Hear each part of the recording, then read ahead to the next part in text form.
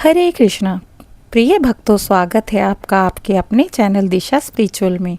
जिस प्रकार परिवर्तनी एकादशी का व्रत और उपवास श्रद्धा और भक्ति से किया जाता है, उसी प्रकार पारण विधि व्रत का सबसे बड़ा महत्वपूर्ण अंग माना गया है।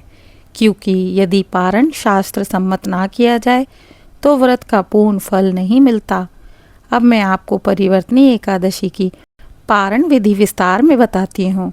भक्तों, याद रहे, पारण सदैव द्वादशी तिथि में करना चाहिए।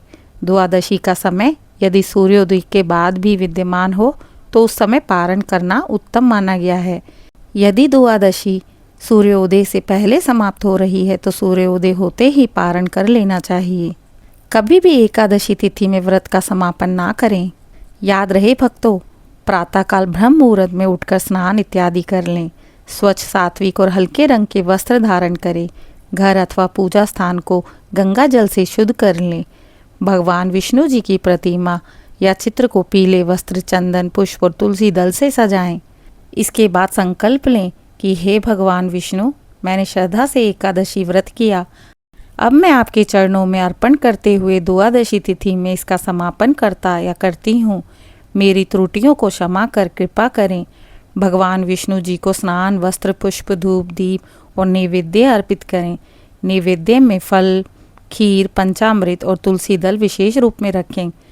यदि संभव हो तो ब्राह्मण या साधु जनों को बुलाकर सात्विक भोजन कराएं या फिर जरूरतमंदों को दान या भोजन करवाएं। साथ ही उन्हें वस्त्र, फल, अन्न, तिल, दक्षिणा आदि यथाशक्ति दान करें। भक्तों, हो सके तो इस दिन गाय, गौशाला अथवा भूखे व्यक्ति को अन्न दान करना भी अति शुभ माना गया है। दान और पूजन के पश्चात ही व्रतधारी स्वयं सात्विक आहार ग्रहण कर व्रत का पारण करें।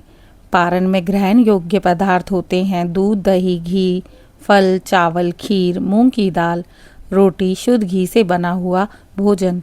याद रहे श्रोताओं, पारण में प्याज, लहसुन, मांस, मदिरा, तामसिक या तीखे पदार्थ का सेवन वर्जित माना गया है। पारण करते समय भगवान विष्णु जी का स्मरण करते रहना चाहिए। हिंदू शास्त्रों में मंत्र जाप करना श्रेष्ठ माना गया है। ओम नमो भगवते वासुदेवाय या ओम विष्णवे नमः का जाप करें। नियम पूर्वक पारण करने से व्रत का पूर्ण फल प्राप्त होता है। भगवान विष्णु स्वयं प्रसन्न होकर भक्त के जीवन में सुख शांति का संचार करते हैं।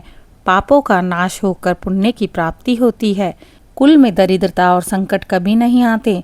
व्रती को वैकुंठ प्राप्त होता है और भगवान विष्णु की कृपा प्राप्त होती है। भक्तों, इस प्रकार परिवर्तनी एकादशी का पारण करना शास्त्र सम्मत माना गया है। ये केवल भोजन करने की प्रक्रिया ही नहीं, बल्कि व्रत को ईश्वर के चरणों में समर्पित करने की दिव्य क्रिया है। जय श्री हरि।